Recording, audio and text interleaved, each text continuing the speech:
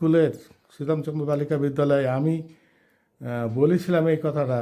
ওনারা সবাই উপস্থিত ছিলেন না কেবল জ্যোতিষবাবু, উনি পরলোক গমন করেছেন। তো একদিন আমি মোটরসাইকেলে যাচ্ছিলাম, তা একজনা হাত ধরে ওই নিমতলা ওই জায়গাতে নিয়ে আসছে। তা আমি মোটরসাইকেলটা সাইড করে আমি গিয়ে প্রণাম করে বলছি যে, স্যার ভালো আছেন? উনি তখন অন্ধ হয়ে গেছেন। তা উনি আমাকে বলছেন, তুই আলেম কথা বলছিস?